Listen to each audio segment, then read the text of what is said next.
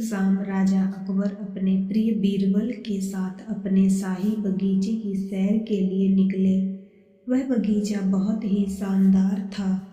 चारों ओर हरियाली ही हरियाली थी और फूलों की भीनी भीनी खुशबू वातावरण को और भी खूबसूरत बना रही थी। ऐसे में राजा को जाने क्या सूझा कि उन्होंने बीरबल से कहा, बीरबल, हमारा मन है कि इस हरे भरे बगीचे में हम हरे घोड़े में बैठकर घूमें।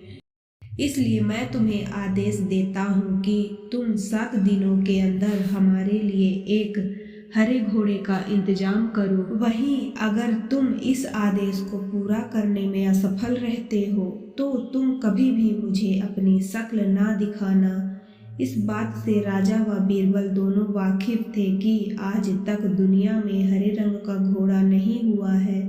फिर भी राजा चाहते थे कि बीरबल किसी बात में अपनी हार स्वीकार करे।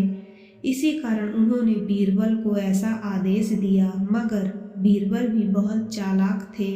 भली भांति जानते थे कि राजा उनसे क्या चाहते हैं। इसलिए वो भी घोड़ा ढूंढने का बहाना बनाकर 7 दिनों तक इधर उधर घूमते रहे।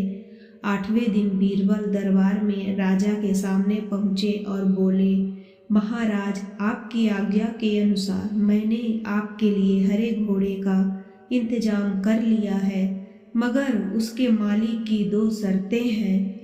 राजा ने उत्सुकता से दोनों शर्तों के बारे में पूछा।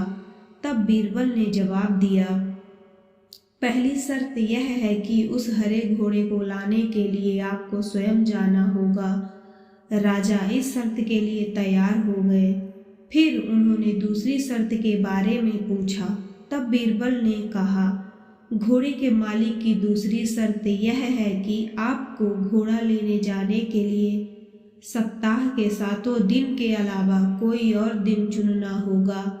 यह सुन राजा हैरानी से बीरबल की ओर देखने लगे। तब बीरबल ने बड़ी सहजता से जवाब दिया, महाराज, घोड़े का मालिक कहता है कि हरे रंग के खास घोड़े को लाने के लिए उसकी यह खास शर्तें तो माननी ही होगी। राजा अकबर बीरबल की यह चतुराई भरी बात सुनकर खुश हो गए और मान गए कि बीरबल से उसकी हार मनवाना वाकई में बहुत मुश्किल काम है। यह कहानी हमें यह सिखाती है कि सही सूझबूझ और समझदारी के साथ नामुमकिन लगने वाले काम को भी आसानी से किया जा सकता है।